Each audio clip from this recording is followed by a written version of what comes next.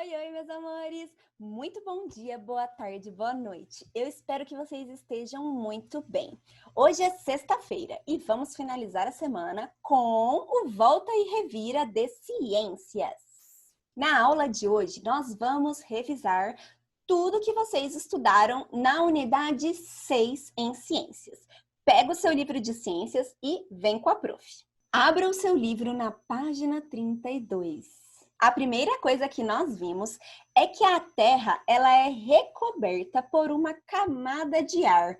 E essa camada de ar é chamada de atmosfera. A atmosfera é uma mistura de vários gases, não é só um gás, são vários gases, principalmente o gás nitrogênio, oxigênio, gás carbônico e vapor d'água.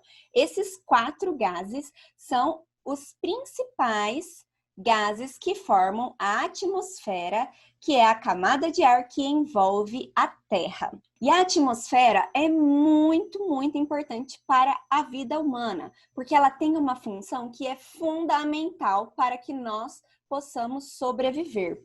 Ela tem a função de refletir parte dos raios solares. Então, essa primeira setinha aqui embaixo, a atmosfera, os raios solares estão saindo do Sol e sendo refletidos pela atmosfera, mas também a atmosfera tem a função de absorver uma parte dos raios solares. Então, a segunda e a terceira setinha está mostrando que a atmosfera absorveu esses raios solares, tá?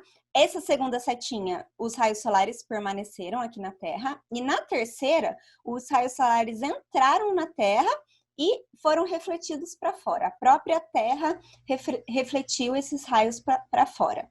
É por isso que a Terra não fica muito fria, nem muito quente.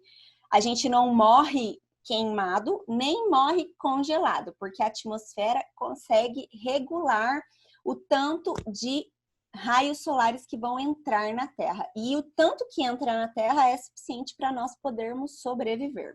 O planeta Terra, nós vimos, né, então, que o planeta Terra tem a parte líquida, que são os mares, os oceanos, tem a parte gasosa, que é a atmosfera, e também tem uma parte sólida, que é formada pelas rochas e o solo. As rochas e o solo formam a superfície sólida do nosso planeta Terra. Aqui eu coloquei uma foto que mostra as rochas embaixo e por cima das rochas tem o solo. E essas rochas, elas são formadas por minerais. Então, cada tipo de mineral forma um tipo de rocha e cada rocha tem uma característica diferente, porque são muitos os minerais que existem para formar as rochas. Nós também vimos que o solo ele é formado a partir de fragmentos de rochas, água, ar e restos de seres vivos.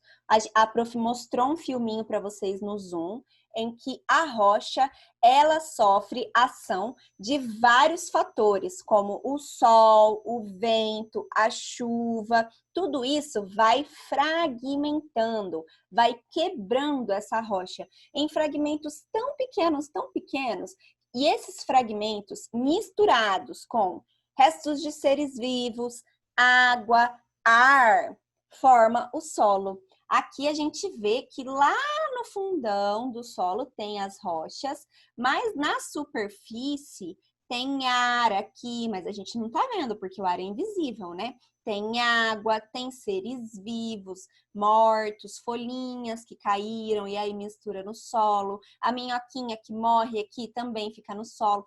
Tudo isso faz parte do solo. E o solo, ele é muito importante para os seres vivos, porque ele é onde as plantas se desenvolvem e é por causa dele que nós conseguimos plantar para comer, certo? Os seres humanos, então, podem cultivar os seus alimentos nesse solo. Também é possível construir casas, rodovias, ruas sobre este solo. E o ser humano não utiliza só o solo, não. O ser humano também utiliza as rochas e os minerais para fabricar outros objetos. Por exemplo, o ser humano usa o mineral ouro para fabricar joias. Ele também usa o mineral ferro para fabricar barras de ferro, para fazer construções. O ser humano extrai algumas pedras para fazer calçadas e por aí vai. Existem muitos objetos que nós usamos no nosso dia a dia que são feitos a partir de rochas e minerais. Ainda na página 32, você vai fazer duas atividades. A primeira está pedindo para fazer um desenho representando a Terra e a atmosfera. Você vai ter que, depois que você desenhar, identificar com flechinhas onde está a Terra e onde está a atmosfera. É um desenho mais ou menos parecido com este aqui que a prof mostrou para vocês, tá bom? Na atividade 2, aqui tem o Sol e na direita tem a Terra. Tem a Terra e tem a atmosfera. Você vai ter que desenhar os raios solares saindo do Sol e mostrar o que acontece com esses raios solares quando eles chegam à atmosfera da Terra.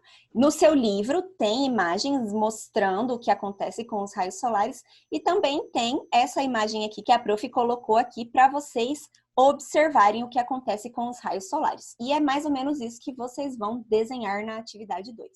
Depois que você terminar as atividades da página 32, você vai para a página 33. E aí vai ter um texto aí na atividade 5. Reparem que eu coloquei a imagem em cima e o texto embaixo, mas eu só inverti aqui porque senão não ia ter lugar para mim ficar aqui do ladinho do vídeo, tá bom? Mas no final é a mesma coisa que tá no seu livro, eu só inverti a ordem. Então tem o texto e tem uma ilustração. Vamos ler o texto. Os grãos que a gente usa para brincar de milanesa. Quem já brincou de milanesa na praia, de se rolar inteiro na areia? Pois é. Nascem do desmanche das rochas de alguma serra próxima. É o mesmo processo que forma a areia dos rios, dunas, lagos e lagoas, e que costuma demorar milhões de anos do desgaste de uma rocha à carona do vento ou da água dos rios até as praias. A origem geográfica da areia pode estar numa cadeia montanhosa a poucos metros ou a muitos quilômetros da praia. Pois é, gente. Está falando aqui, ó, que o processo de formação da areia, ela pode demorar milhões de anos e diz assim, ó, do desgaste de uma rocha à carona do vento. O que está querendo dizer com esse a carona do vento? Está querendo dizer que o vento sopra e acaba tirando fragmentos e levando esses fragmentos, esses grãozinhos de areia para outros lugares. O vento dá uma carona, como se fosse uma carona de carro, mas na verdade é uma carona de vento, para esses grãozinhos que estão se fragmentando a partir da rocha. A água, através dos rios, também leva esses grãos até a praia. Então, aqui na imagem, ó, o que está acontecendo? Aqui é uma serra, está mostrando uma serra. Lá em cima tem rochas, né? A água, ela nasce das pedras aqui nessa serra e a água vai descendo montanha abaixo até desaguar. E aqui você vai ter que explicar o que está acontecendo em cada parte da imagem. Ó, primeiro, a gente vê a rocha se fragmentando. A rocha está rolando para baixo. Ó, tá se fragmentando e rolando para baixo. O que está fazendo essa rocha rolar pode ser a força do vento, pode ser a força da chuva. Dá até para ver uma chuvinha aqui em cima, né? Então, esses dois fatores fazem essas rochas rolarem para baixo. Aí essa rocha rola e chega no rio. O rio leva essa rocha para baixo com a sua força e vai fragmentando ela ainda mais. O tamanho dela vai diminuindo. Perceba, ó, do 2 para o 3, as rochas, os fragmentos de rochas já estão menores. Aqui também tem a ação dos seres vivos. Por exemplo, a raiz da árvore que está crescendo aqui, vai também fragmentando essas rochas. Por último, o rio carrega esses fragmentos de areia até essa areia chegar até a praia. Então, é isso que acontece aqui nesse esqueminha numerado de 1 a 5. E aí, você vai criar legendas, olha só, de acordo com o texto e com o que você aprendeu, crie legendas para os números 1, 2, 3, 4 e 5 da ilustração, explicando como se formam os grãos de areia. Então, você vai escrever aqui, ó, número 1. E você vai vir aqui olhar qual legenda você escreveria aqui para explicar essa imagem 1. Aí você vai lá, na linha de baixo. Número 2. Qual legenda você escreveria aqui para explicar essa imagem número 2? E você vai fazer isso até o número 5, tá bom? Depois que você terminar esta atividade, você vai para a página 34. Nesta página está mostrando um texto que apresenta soluções para o problema dos deslizamentos de solo. Eu vou mostrar um vídeo para vocês do que é um deslizamento de solo, tá bom? Esse vídeo que eu vou mostrar para vocês é uma maquete, como se fosse uma maquete que um professor lá do Rio de Janeiro criou para exemplificar o que acontece quando há um deslizamento de terra. Eu vou mostrar o vídeo para vocês antes de nós lermos o texto, porque assim já facilita para vocês imaginarem o que acontece em um deslizamento. O professor vai explicar certinho o que acontece, vocês prestem bastante atenção, tá bom?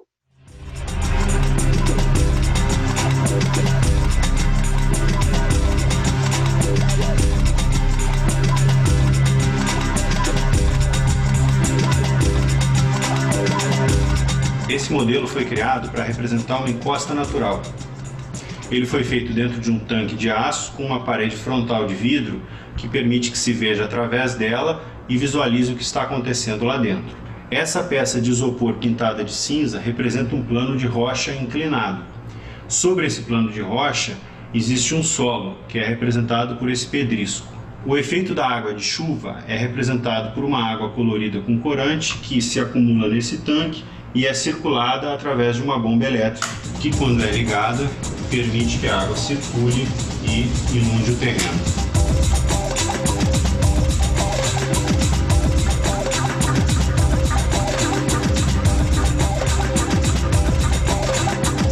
O nível da água vai subindo e fazendo aumentar a pressão dentro do terreno, mas a resistência do solo ainda é suficiente para evitar o escorregamento.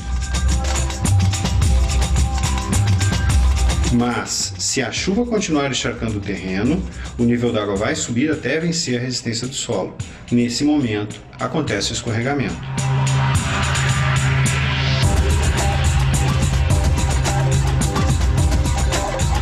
O solo escorrega sobre a rocha e atinge tudo que tem pela frente com uma grande energia.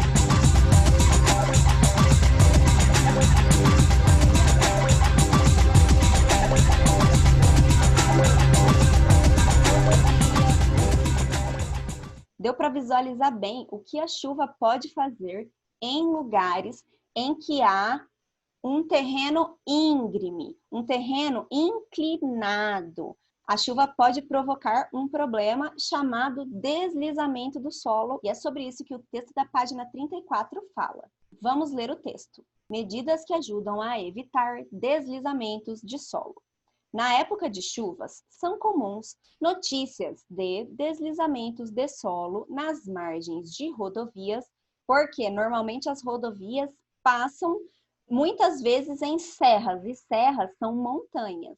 Nas margens de rios, os rios também, alguns lugares é bem inclinado onde passa o rio, ou mesmo em morros com moradias construídas. Aqui em Curitiba não tem morro, mas em muitas cidades litorâneas tem morros e tem moradias que são construídas em cima desses morros. Algumas medidas podem ajudar a reduzir esse problema. Uma delas é o plantio de vegetação nas encostas de morros, especialmente nas margens de estradas. O que acontece quando você planta uma árvore? A raiz da árvore vai crescendo e vai dando sustentação para esse solo. Ela vai segurando esse solo.